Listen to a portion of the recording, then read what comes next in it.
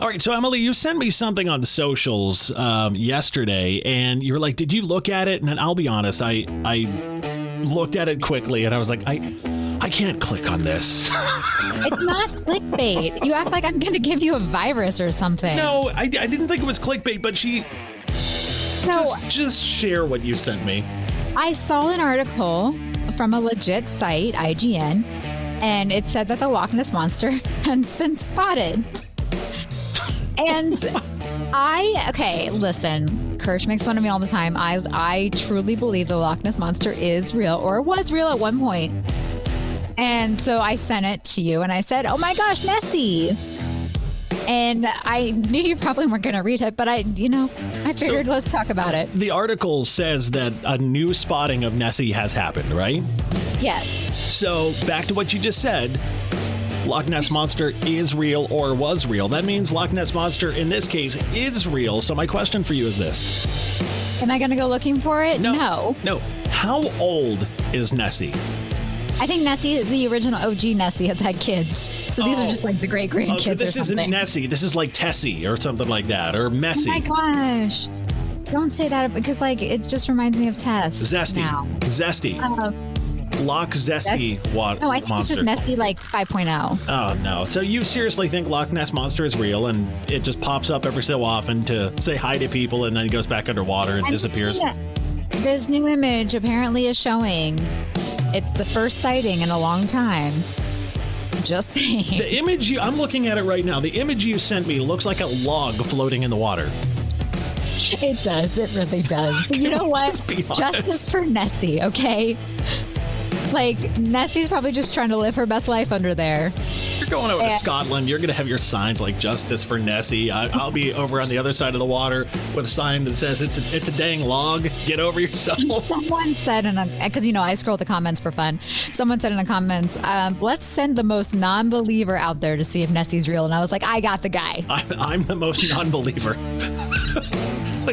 Seriously, Nessie would be 12,000 years old at this point. Nessie 5.0, like I said, okay? Zesty, Tessie, Messy, Bessie, all the kids, they're just floating around there looking like logs. You're the only one who believes in Nessie. Let's look behind the scenes here before we get into this story. There is a website that a lot of radio stations use and TV for their morning news and that kind of stuff. And they post all these stories that they think listeners and viewers are going to think are important and entertaining. And why is this one on here? Jelly Roll bought a squatty potty. This is something we want to know about? Okay, have you ever had a squatty potty? Do you not know how defensive I get about squatty potties? That's a different story. Why do we need to know that Jelly Roll has one? Maybe he's endorsing them. Actually, you're right. I thought you were going to choose the other one. I forget what it just said, but it was something about rock, paper, scissors. Maybe they want to be relatable to people like me. Yes, so something like that. That's Jelly Roll bought a squatty potty is what you needed to know today. And I'm actually concerned now because I've never in my life thought I would meet someone, or know someone where I would mention a squatty potty and they would be like, "Do not even go there." I have a travel squatty potty. Talking about, I love a squat. Really? Yes, I have a travel squatty potty. I have, it's one of the best inventions ever. There's a lot of health benefits, okay? Okay. What? Do you think Dolly Parton has one? That would be country news we all need to know, actually. Just eat more fiber. Okay. No, that's not the point of it. The point is that you have to, it positions you to sit correctly. So it's healthy for you. Go watch the Shark Tank episode on it and learn something. I have watched it. I watched it the first time it ran. Come on, Kirsch. And I was the two things on Shark Tank, boy, we didn't expect to be talking about this, but the two things on Shark Tank that I remember seeing and being like, there's no way this takes off. That did take off. Squatty Potty was one of them. No, not Scrub Daddy. Dude Wipes. Oh, yeah, I wasn't expecting that one to take off either. I was like, really? I think it was Mark Cuban. So we plugged in Woody, Tess, and John Boy Crenshaw here at 103.9 The Maverick and had ChatGPT roast them. Are you ready to read through these? Yes, I am. You're starting. The Savage Roast of Woody Johnson, according to ChatGPT. All right, so Woody, who you'll hear coming up at 9, Woody's been semi-retired for so long that no one's sure if he works here or if he just wanders into the studio because the door was unlocked. This man goes from saying he's done with radio to hosting a show again like it's a seasonal hobby. He grew up on a Nebraska farm listening to clock radio, and honestly, based on his tech skills, that was probably the peak of his technology journey. Woody calls his listeners Woodhead Nation, which is adorable considering the only people awake during his shift are retirees and folks waiting for their oil change. It's but like our shift also. He's a legend, he's lovable, and if anyone deserves a smooth ride into retirement, it's the guy who's already tried it twice. Oh, all right. God love him. Tess, I love you. I'm sorry. Tess Taylor, our midday host, or as we call her, the human snooze button and cowgirl boots. That is so mean and not true. Tess does radio like she's giving directions at a Cracker Barrel, slow, polite, and somehow still confusing. Her country knowledge, Tess once said Alan Jackson was the guy with the cowboy hat. Tess, that's every man in Nashville. And her Instagram, just boots, iced coffee, and the same I'm quirky smile that she's been using since Miranda Lambert's first album. But we love her because nobody else can stretch a weather tease longer than a Garth Brooks concert. Oh, Tess. Oh. She has to check her Instagram first. God love her. Okay, last but not least, John Boy Crenshaw. Let's roast ChatGPT roast John Boy Crenshaw. John Boy Crenshaw, the man with the biggest voice in America and the most aggressively thirsty photo gallery on social media. Stop it. John Boy has met every country star, and he'll remind you of that every 14 seconds. His profile pic is still that grainy shot with Taylor Swift from 2008. Buddy, she's had 3 careers and 7 eras since then. Maybe time for an update.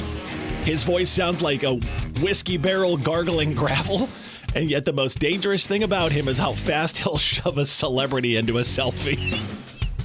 But we love him. Because without John Boy, half the famous people he met wouldn't remember they met him. Yeah, I don't think ChatGPT Emily, well, let me just share this for a second. A lot of what you hear on air here at 103.9 The Maverick when we're on is real life things that happen to us and people around us. Now, you won't tell me who this is, but it's somebody we both know. Not me. I knew you were going to think this was me the minute I told you about it. I thought it was you. So share this story. Okay, so my friend came and we were just talking. And this is also my friend. Yes, sure. Whatever. I'm just kidding. Yes, it is. Wow, okay. And she was telling me how her husband called the squad because she wasn't going to make it there in time, right? So he was having some sort of medical emergency. Yes. And he's fine. Let me just keep saying he's fine. Okay. And she looked at me and she goes, is it bad that I asked him if he could wait outside because the house is a mess? And I didn't want them to judge me. And he's fine, okay? But honey, I'm on my way. Just go lay in the front yard until they show up. I laughed, but then I was like, no, I might have done the same thing. Are you serious? I really might have. I don't, if he was fine, I don't know. I'm telling you right now, look, if your husband calls 911 and your first instinct is to tell him to grab a Swiffer, you are officially in your hot mess homemaker era. In the garage. It's fine. Oh my God. Fine. It was, it's just closer to when the ambulance comes, okay? Oh, yeah. Good Lord. Come on, Kirsch. Would you have instantly judged Mrs. Kirsch if she told you to wait in the garage? Yeah, I'd be there clutching my chest and holding the Swiffer in one hand. Yeah, and a bottle of Febreze in the other, like it was holy water trying to get through that. Good Lord. You and the squad would have had some great laughs about that, though, knowing you. So this friend... Yes. She's basically like, okay, if he flatlines, fine, but if they see the bathroom, I'll never recover. That's what this is. I did not think of it like that, no. I just thought of... He calls the EMS, and then she follows up 911. Okay, they're on the way, honey. Okay, I should be okay. Okay, go lay in the front yard and wait for them. And then she calls 911. My husband just called, and the real emergency is my living room. I mean... fine, Kirsch. Okay, when you put it like that, it makes you really just question everything the story was about. So thank you. The paramedics are like, ma'am, is he conscious? Yes, conscious enough to run the vacuum before you get there. You know what? I said they've probably seen worse. You're fine. I'm not sure they have. I think she was just really just making it easier for them to get to him to make sure he was okay. That's how I look at it. Okay? Honey, go lay in the front yard. They're on their way. Don't let them in the house. I mean, it's just, he was fine. It was so they could find the house easier, okay? Yeah, exactly. Oh, yes. My Lord. He's in there. There's bras hanging off the lamps and everything else. Emily, is it okay if I go back and just read our text from last night on air that you texted me? It doesn't matter if I say it's okay or not. Well, I'm going to do it. I know. So it's Kirsch Emyle, Classic Hit Country 103.9 The Maverick. I got a text from Emily last night that is so on brand for you. Oh, thank you. It said, my husband just asked me what I hit because I had blood on my car. It was a good 5-minute conversation how I didn't have blood on my car and I didn't hit anything. I, for once, didn't hit anything, and I was tired of being accused. For once, didn't hit any. So how many things have you hit and ended up with blood on your car? The way you just said that is frightening. No, I'm sorry. I didn't hit anything, and I was very annoyed that I was being accused of something I didn't do. So how did you end up with blood all over your car? It wasn't blood. You know what it was, Kirsch? It was my child. He ate raspberries and touched my white car. I love the fact that your husband immediately thought that it was blood. Yes. It's like, what did you hit? He didn't blame the 2-year-old who loves raspberries. He thought I hit something and there was blood. I was like, do you think I hit a body somewhere? I mean, I'm really confused what you think I do. Speed bumps on 670 the one time, and that really concerns me. You're like, what? Why did they put those speed bumps by Leonard Avenue? I was like, there's no speed bumps. What did you hit? No. Do you know how I would not be able to live with myself if I hit anything? I thought I almost hit a bird once. Okay. I'm the person who breaks for birds, Kirsch. I have a story about that. What? Did you break for birds and they didn't fly away? It was so on brand for 2020. We went to Kings Island. And I rode Orion, and it's the huge, massive one, right, at Kings Island. And we were all in masks on there and everything because it was 2020 or 2021 or whatever it was. And when we came down the giant hill at 100 miles an hour or whatever, we hit a bird. The person in the front row took a bird to the chest. And it exploded everywhere. It was a disaster. My goodness. We were all in disaster. Covered in feathers and God knows what else. And you're like, if that doesn't show what 2020 is, then nothing will. It was so on brand for that. Oh my God, it was something else. Every time we would go over a hill, the bird would the dead bird at this point would fly up out of the train and land a few rows back. And it just kept coming closer and closer. Emily, you want to talk about football for a second? Because the NFL just changed a bunch of rules, and I want to see if you even know what some of these things mean. I always want to talk about football. You know that. It's my favorite sport. So the NFL, they just changed some of their rules around. They're altering stuff like their overtime format again. They approved 2 rule changes Tuesday at their annual meeting. Overtime is being overhauled in the regular season. The replay assist is going to expand into some new plays per multiple reports. They're just making a bunch of changes. Because why not? The one thing that they did not touch yet was the tush push. Okay. Now, I'd like for you to explain to me what the tush push is. Is that when you push their tushy? Yeah, that's it. No, I mean like you just push you have to push the tush out of the way, right? I'm doing the hand motion. Yeah, I was going to say you need to see this. I wish you were in studio with us right now because she keeps putting her hands in this round. Is that you just push them that way? You look like you've got cheeks in your hands. Yes, you're pushing their tushy. It is.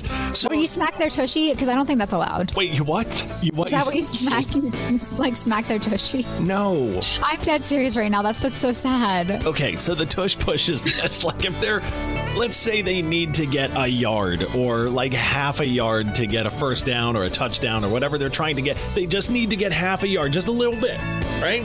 Okay. What they do is they'll line up the quarterback, and all of the team basically gets behind the quarterback and starts pushing. right? Trying to push the quarterback over Why is the. it called a tush push? Because they. Nothing to do with a tushy. What? Yeah. What else are they going to push? Just a quarterback push. That seems a little easier. But they push him by his rear end. Is that what they practice? Like I see all those things where they practice in football things where they're on the stand, right? What you know they what I'm talking about? do in their private time is none of my business. What they're No, like someone stands on practicing the with the coach will tush. probably stand on the stand and a bunch of players push in practice. But okay, never mind. I'm explaining that poorly, but that makes sense. But it should not be called a tush push. A tush push where they push him by his rear end. Yes, exactly, right? So yeah, you nailed it. But I do love the hand motions. Again, Oh, no. she has I them thought in like perfect it was for- cups. I thought it was allowed everywhere, okay? Like, I thought not just for the quarterback. So they should rename that while they're trying to change the rules because a football expert like myself says so. The tush push. There you go. All right. Well, now you're caught up. See, you know more about football than you think you do.